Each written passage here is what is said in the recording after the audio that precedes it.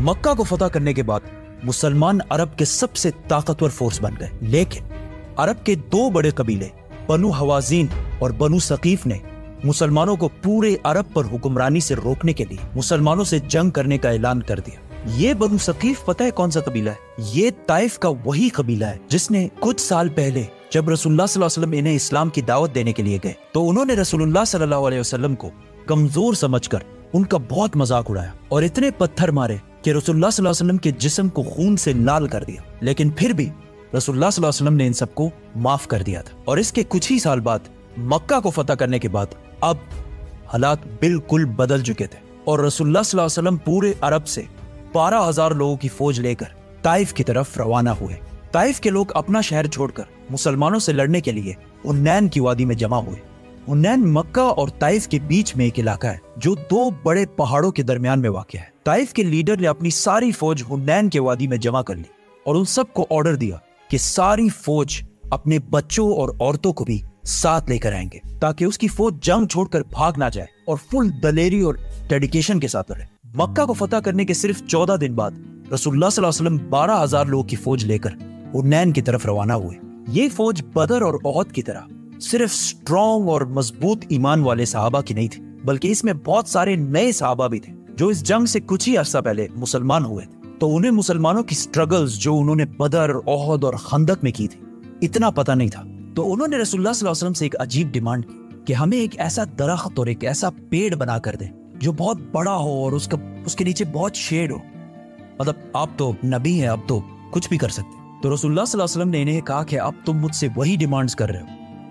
جو بنی اسرائیل نے موسیٰ علیہ السلام سے کی تھی، یقیناً تم لوگ انتہائی جاہل ہو۔ پھر کچھ اور نئے مسلمان کہنے لگے کہ ہمارے نمبرز تو بہت زیادہ ہیں، 12,000 ہیں، ہم تو آرام سے جنگ جیت جائیں، جس پر رسول اللہ صلی اللہ علیہ وسلم کو بہت غصہ آیا کیونکہ یہ نئے مسلمان اللہ سے زیادہ اپنے نمبرز پر یقین کرنے لگے تھے۔ مسلمان حنین کے دو پہاڑوں کے درمیان صبح ہونے سے کچھ ہی دیر پہلے اندھیرے میں پہنچے۔ جیسے ہی مسلمان اسے کراس کرنے لگے تو پہاڑوں سے بہت سارے تیر اور پتھر برسنے لگے اور اتنے پریسائز طریقے سے کہ کچھ ہی دیر میں بہت سارے صحابہ شہید ہونے لگے اور ان سب سے بچنے کا کوئی طریقہ بھی نہیں تھا۔ تو مسلمان وہاں سے واپس مکہ کی طرف بھاگنے لگے۔ یہ دیکھ کر دشمن کی مین فوج نے مسلمانوں پر فل فلیج حملہ کر دی اور مسلمانوں کی آلموسٹ پوری فوج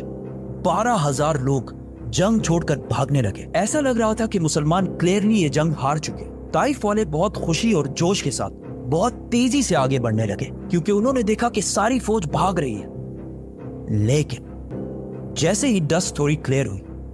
انہوں نے دیکھا کہ رسول اللہ صلی اللہ علیہ وسلم اپنے کچھ ساتھیوں کے ساتھ ایک قدم بھی پیچھے نہیں ہٹ رہے،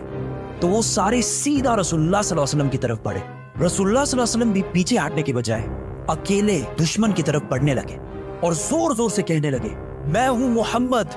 عبداللہ کا بیٹا اور اللہ کا رسول۔ اس پر رسول اللہ صلی اللہ علیہ وسلم کے چچا عباس رضی اللہ تعالیٰ عنہ نے رسول اللہ صلی اللہ علیہ وسلم کے اونٹ کو زبردستی روکنے کی کوشش کی تو رسول اللہ صلی اللہ علیہ وسلم اپنے اونٹ سے نیچے اترے اور دوبارہ دشمن کی طرف بڑھنے لگے۔ یہ دیکھ کر حضرت عباس رضی اللہ تعالیٰ عنہ زور زور سے اپنی فوج کو بلانے لگے کہ کہاں جا رہے ہو اللہ کے رسول کو چھوڑ کر، جس پر آہستہ آہستہ پوری فوج کو احساس ہونے لگا کہ اگر آج انہوں نے یہ جنگ چھوڑ دی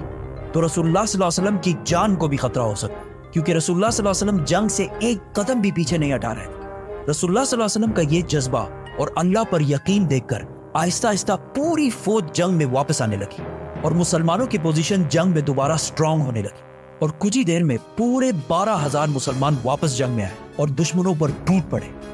اور طائف والے جنگ چھوڑ کر ہر طرف بھاگنے لگے اور مسلمانوں نے ان کا پیچھا کرنا شروع کیا۔ مسلمانوں کو اس جنگ سے بہت فائدہ ہوا، 6,000 قیدی اور 24,000 کیملز اور گولڈ اور سلور وٹ ایور۔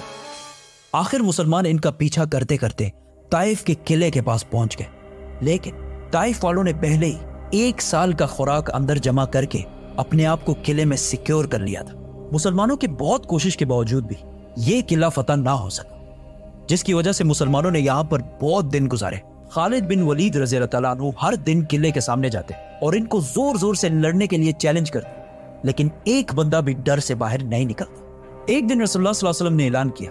کہ طائف میں جتنے بھی غلام ہیں اگر وہ ان کو چھوڑ کر مسلمانوں کو جوائن کر لیں تو وہ انہیں آزاد کر دیں، جس کی وجہ سے آہستہ آہستہ بہت سارے غلام طائف سے مسلمانوں کی طرف آنے لگے۔ آخر رسول اللہ صلی اللہ علیہ وسلم نے فیصلہ کیا کہ اب ان پر اور ٹائم ضائع کرنے کا کوئی فائدہ نہیں کیونکہ یہ اب مسلمانوں کا کچھ بھی نہیں بگاڑ سکتا۔ تو مسلمان وہاں سے واپس مکہ کی طرف روانہ ہو۔ جانے سے پہلے کچھ مسلمانوں نے رسول اللہ صلی اللہ علیہ وسلم سے کہا ویسے بھی ہم واپس جا رہے ہیں، ایٹ لیسٹ ان کے لیے کوئی بددعا تو کرے۔ تو رسول اللہ صلی اللہ علیہ وسلم نے اپنے ہاتھ اٹھائے اور اللہ سے دعا کی کہ اے اللہ، طائف والوں کو میرے پاس مسلمان بنا کر لیا۔ مسلمان واپس آخر مکہ پہنچ گئے۔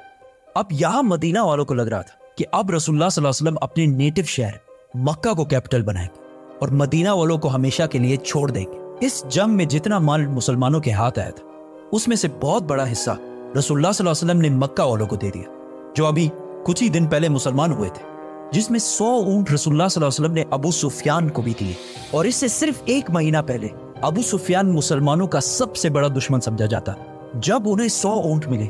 تو انہوں نے کہا یا رسول اللہ، میرا بیٹا یزید، تو رسول اللہ صلی اللہ علیہ وسلم نے انہیں بھی 100 اونٹ دیے۔ تو انہوں نے کہا یا رسول اللہ، میرا بیٹا معاویہ، تو انہیں بھی 100 اونٹ دیے گئے، جس پر مدینہ والوں کو یہ بات بہت عجیب اور ان میں سے ایک نے یہ تک کہا کہ ہماری تلواروں سے ان مکہ والوں کا خون ابھی تک ٹپک رہا ہے اور یہاں سارا مال انہی کو دیا جا رہا ہے۔ اور ایک اور شخص نے کہا کہ ہو سکتا ہے یہ رسول اللہ صلی اللہ علیہ وسلم کے اپنے ہیں،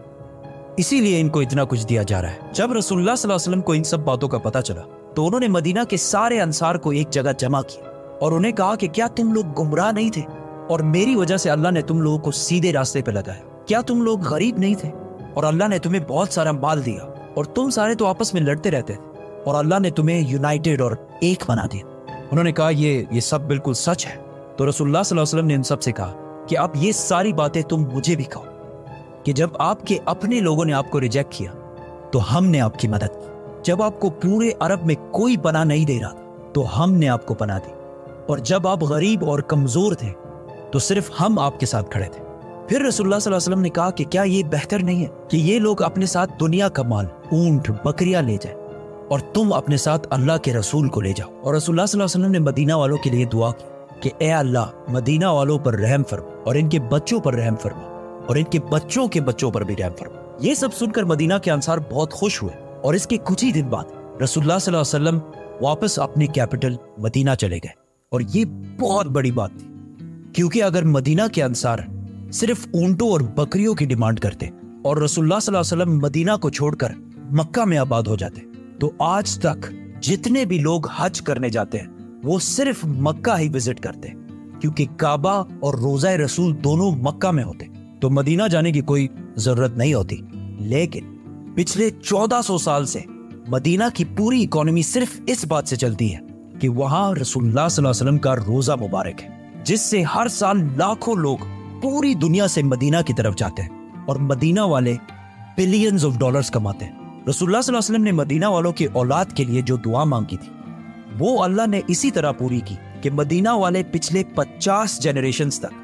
بالکل امن اور ایک سٹیبل اکانومی میں رہتے ہیں۔ اور ایک سٹیبل اکانومی کتنی ضروری ہوتی ہے یہ پاکستانیوں سے بہتر کسی کو پتہ نہیں ہو، اور مدینہ کی یہ سٹیبلٹی قیامت تک چلتی رہے گی۔ حنین کی جنگ رسول اللہ صلی اللہ علیہ وسلم کی عربیوں سے آخری جنگ تھی۔ عرب کی آپس میں جو سول وار بدر کے میدان سے شروع ہوئی تھی وہ حنین کی جنگ میں آخر کار ختم ہوئی، اور اس کے بعد پورے عرب میں امن اور پیس کا ٹائم شروع ہوا۔ لیکن اس بار عرب کے لیڈرز مسلمان تھے۔ طائف کے لوگوں نے دیکھا کہ جب سائڈ میں سارے قبیلے مسلمان ہو رہے تو وہ بھی خود ہی وداؤٹ اینی فائٹ رسول اللہ صلی اللہ علیہ وسلم کے پاس آ کر مسلمان ہو گئے۔ رسول اللہ صلی اللہ علیہ وسلم نے خود ایک بار کہا کہ طائف کا دن ان کی زندگی کا سب سے مشکل ترین دن تھا، لیکن رسول اللہ صلی اللہ علیہ وسلم طائف گئے کیوں تھے؟ یہ مسلمانوں کی تاریخ کی سب سے بڑے دن کی کہانی ہے، ہجرت۔ سبسکرائب۔